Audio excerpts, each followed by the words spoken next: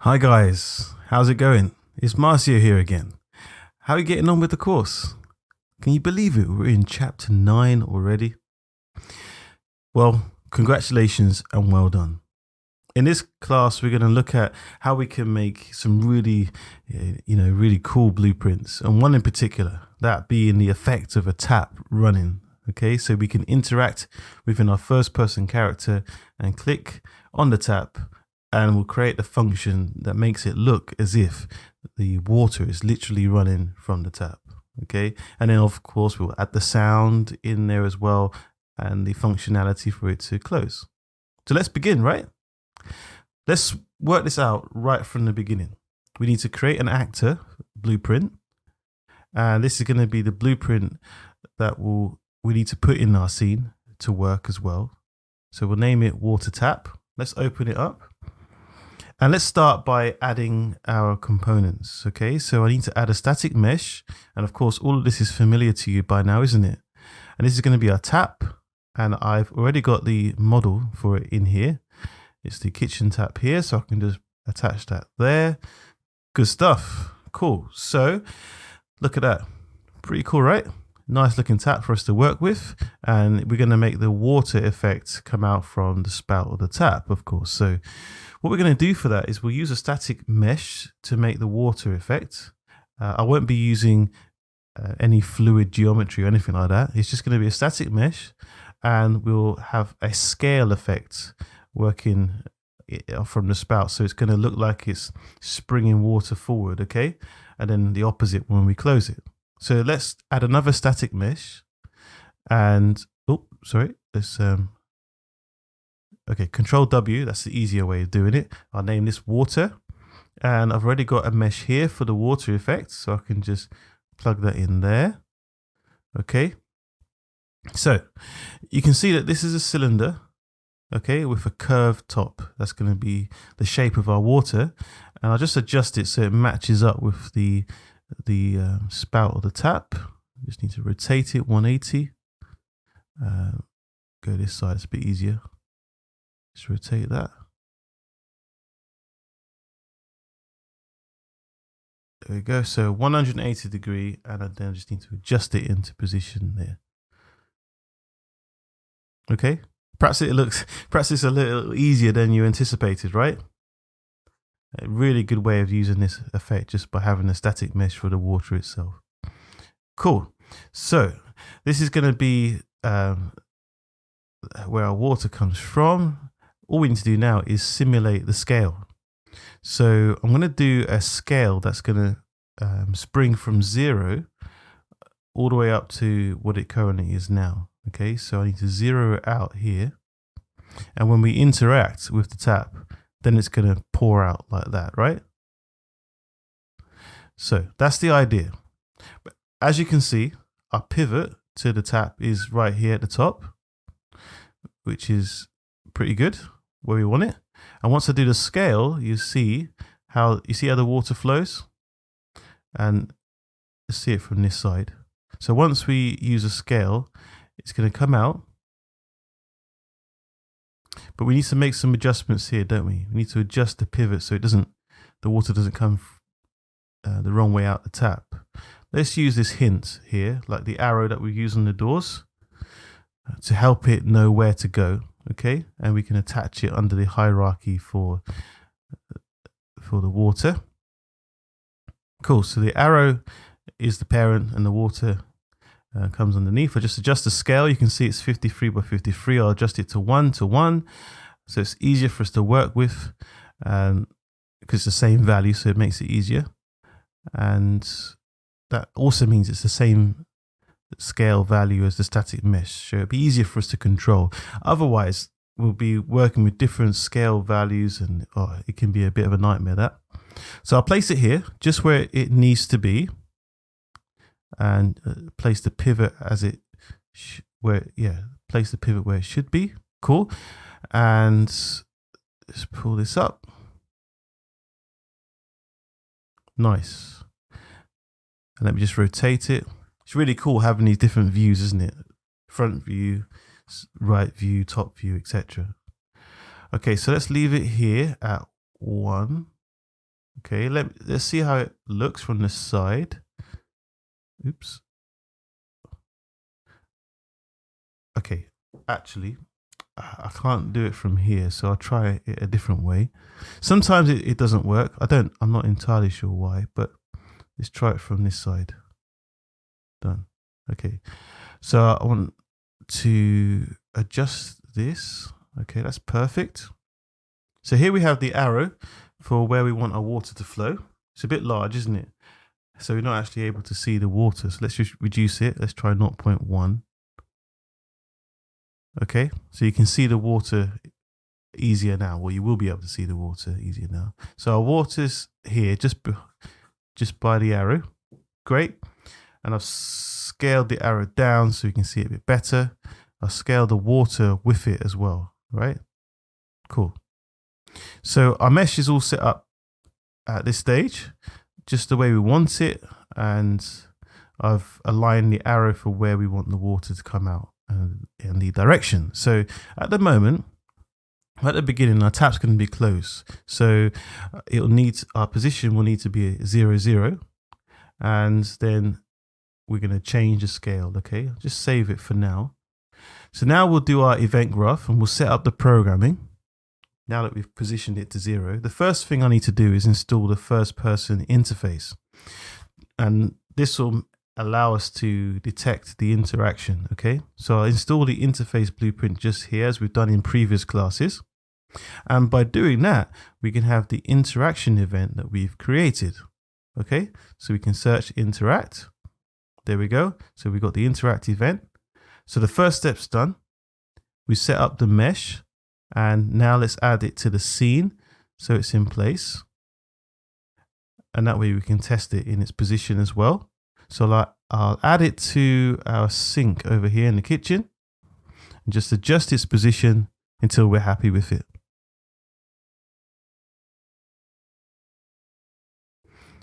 There we go. I position it over the drain. That works well, doesn't it? Okay, cool. So let's come back around here. So my tap's already in place, which is, good. I'm happy with that. And the water's not running at this stage because the tap is closed. So if we work with time, bearing time in mind, at this time the tap is closed. So we will scale this on our timeline.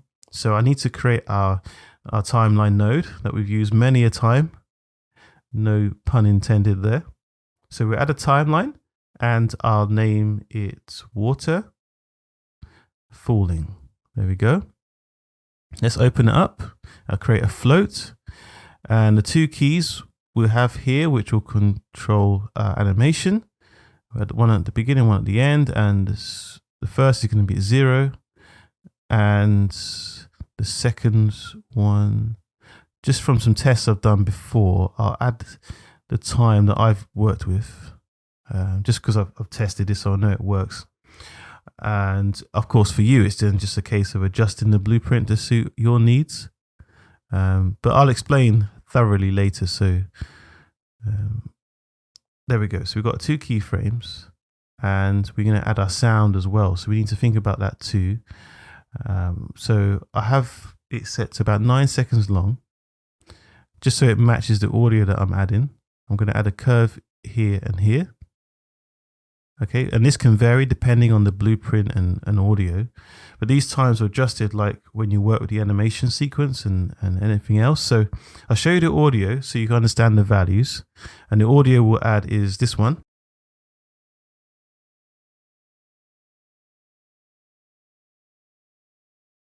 Okay, so it's just some audio of a tap and then it closes. So this tap's blueprint will be just like when we used to open and close the doors, and this is going to be the same, open and close. So it's not running the audio all the time. It's not playing indefinitely. So if our character clicks on the tap, he's going to stop it. Especially if he's going to move on to something else in the scene, you can click and stop the water. or we can just adjust it so it stops automatically after he's clicked on it, right? So you have to, almost like you have to hold and click. That's an option for you. Otherwise, it's going to be running all the time, isn't it? And you can see that there's a part of the... So there are moments with no sound, and it starts with the tap opening. And then there is the moment when it starts to drip. There's a little break. So from what I've tested so far, to get started, we need to leave a bit of a gap. Okay, when the tap's opening up, about 0.3 seconds. And I think that's a good amount of time for it to open up and then start running. It closes about 8.96 seconds. So at 8.96, I can put a keyframe here. Okay, so the water starts from there, reaches up here with the volume, and then you hear it up until that point, 8.96, and it drops down to 0. So this is what we'll use, compile and save. And to make this effect, we'll use a new node, actually. It's very similar to set relative location, and you'll understand what we mean. But we call it set relative rotation, which is set relative scale in 3D. So it adjusts the object scale, okay? So it's already got our tap label next to it, and it works using all 3 axes, X, Y, and Z. So here I use set relative scale from the arrow, okay? And this is what will change, or this is what will change the scale, and consequently, it will affect the water static mesh, okay? As we set it up in the components. Okay then, cool. So, oh, I forgot to name this, didn't I? Let's name this track. Let's rename it Water. There we go. So, there we go. It's in there now, and we can pull out. It's already set up from 0 to 1, and I can plug that in there, link it directly because I don't want to multiply anything, and the values are already set here. So we're good to go. And here you can tell when you use a multiplication or not, because when you want this to be a public variable, you can control the variables in here, okay? And it's a good idea to have this variable when something very specific, like the motion of water, and you want to control that, fine. But there's no need to have the variable where it's a single number all the time.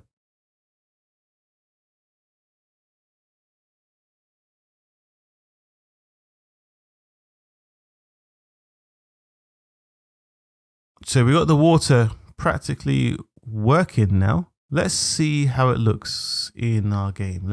In game mode, let's play. There we go. Cool. I'll click on the object.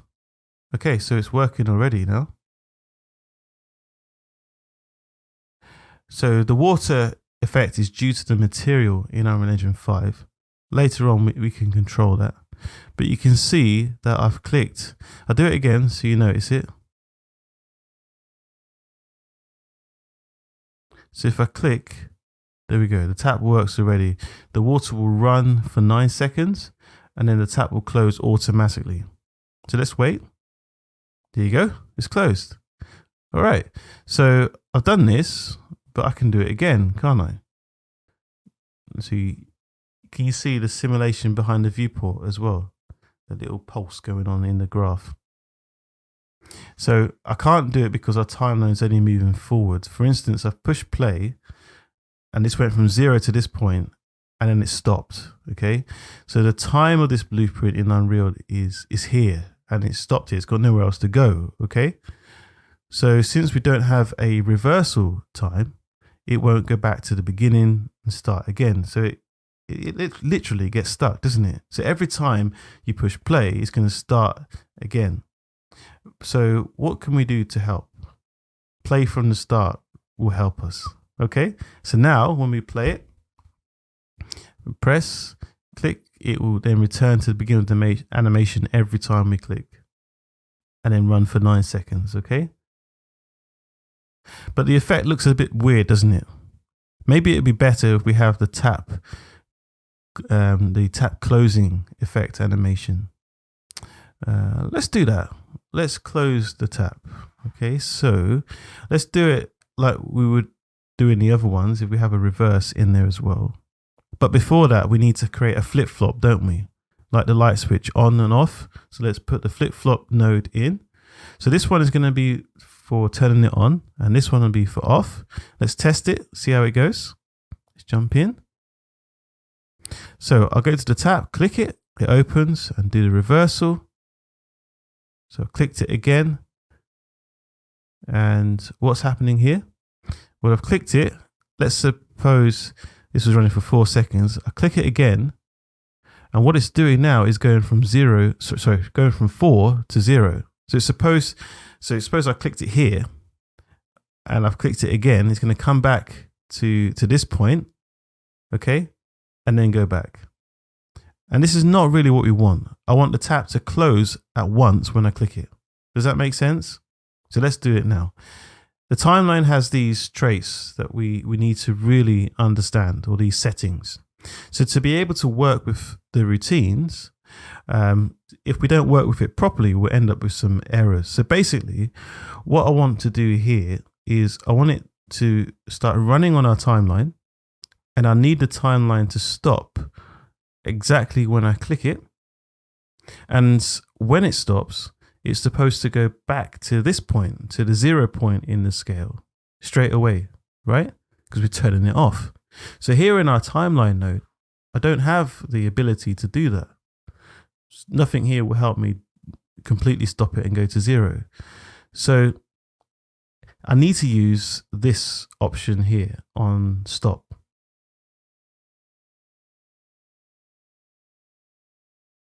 So that it goes back to the 0 position in the scale, right? I need to do it another way. So how do I do it? Well, let me show you, okay? Because I think this would be a really nice effect for you to have on any taps that you make. What we need to do is when I click it, play from the start, okay? So when I click again, it should stop and play from the beginning every time I click. And when I click this one, I want the timeline to stop. So there is a node that we can use. And when I add this, it creates a variable here. You see that? So water falling is our timeline variable. So I can just drag it into the graph. There we go. And this variable is a reference to this timeline, right? So from this variable, what I can do is I can bring in a function to stop the timeline. Look at that. So it works as if I had connected this here, almost like if I linked it here, it's going to stop. So it works in a very similar way. But why don't I just link it there? Well, if I just link it that way, the water will stop and just be still. It won't do anything. It will just stay there. It'll be like frozen water. I'll show you exactly what I mean. Let me just give you a demonstration of it. So if I click it once, it's coming on. If I click it again, the timeline stopped. Okay? And the water's frozen. We don't want frozen water, do we? So clearly that doesn't make sense. So we need to make it go back and shut off. So then when we click it again, it will start again. So to do this, I need to tell Unreal to take it to the 0 point on my scale, which is here, okay? 0, 0, 0, right? So why will I do it this way now? Well, because here I can now move some information from this node. I can just take it out from the node down here. So I can drag the timeline variable in and tell it to stop here, okay? But what can we do then? Well, here's the cool part. I'll copy this node and I'll tell it to go back to being 0, 0, 0. Watch this. Set up my arrow, plug that in, and there we go. You can see here, when I click it, it will stop the timeline, and then we can tell it here to go back to 0, 0, 0. So let's test it. So I push play and let's click. So it's open. When I click again, it shuts off. It goes back to 0 and disappears, right? Look at that. There we go. So it's turning off instantly when we click it again. Because when you close a tap, it stops the water, doesn't it? Instantly from running. But when you open, it should really open slowly, shouldn't it? Just like that. Okay, so that's done now. The animation part is done. And we're turning it on, we're turning it off. We've learned this new set relative scale 3D node. And we've learned that we can control the timeline via a reference too. Okay, giving us more control with the blueprint. So this part is done so far. Now we need to add some sound, right? Cool. So I've got the audio in my content browser. Now we already know how to do this from other classes. We just drag it into our graph. But I'll show you another way, which is quite an interesting method to use. And it works in much the same way. The difference is that you've got more control over it. Okay, so let me show you how to do that. Instead of dragging this onto the graph, you can add an audio component. Okay, so let's type in audio. And it's this one here that we want. It's already detected the file. So you can just come here and type in audio. And I'll include a component called audio. In fact, let's name it water sound. There we go. And in the details, I can get these parameters much the same way, right? So what's the difference between here and doing it the other way in the graph? Well, the difference is that you have a variable which you can just drag and add here. For example, if I have this sound in many places in the blueprint, through the variable, you can control it all at once. If you change the audio in the variable, well, then it's going to change everywhere. So the difference is that if you've had it done this way, then the node is going to change everything. But doing it via the component, it gives us the ability to adjust it individually. So you can have it in several different places, but just change the specific audio that you're using. Okay. So I have to change the audio in all nodes if I use it this way, which can actually help us have more control. That might be easier for you. Okay, rather than making rather than making copies that change everything.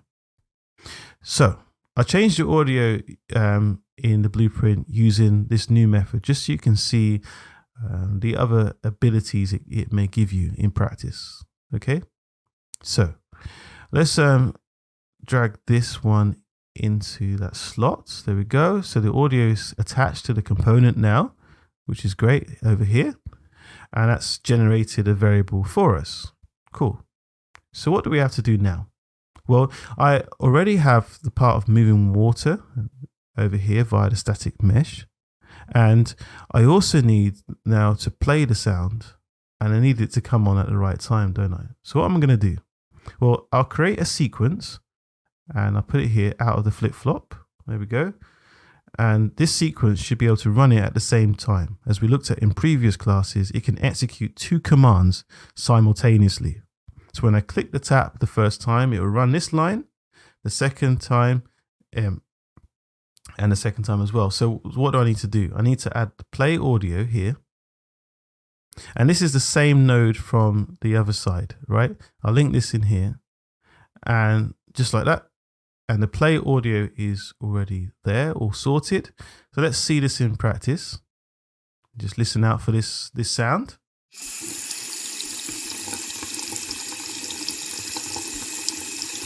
Okay, there we go. So the audio is playing now. Let's play it again. You can see it, right? So as soon as you press play, it's just playing. So that clearly is too soon, right? So when you use this kind of component, it's going to run automatically when you play the game. Now, clearly, that's too soon.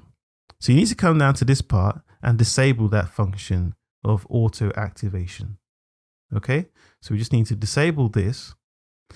Just check you've got it disabled. So now it won't automatically start running water. And let's move back into position.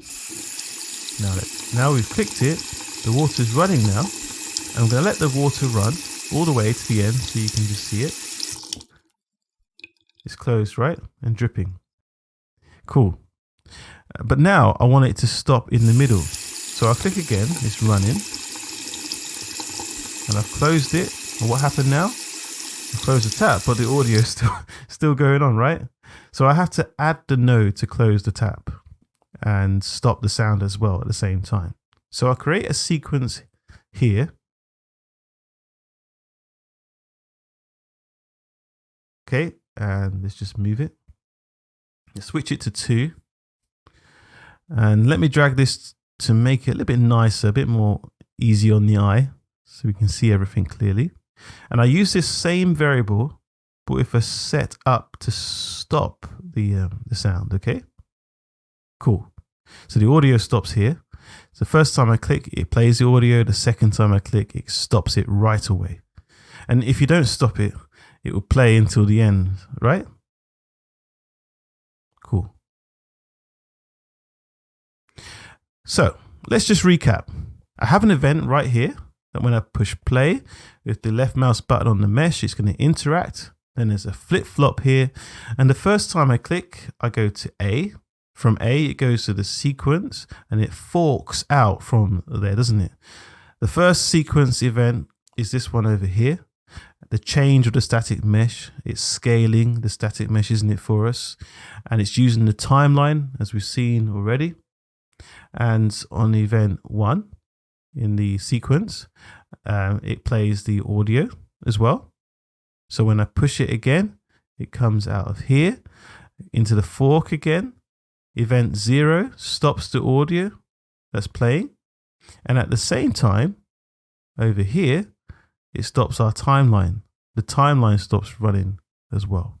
And it brings our mesh back to 0, 0, 0 as its axis point, i.e., in other words, it turns it off, okay?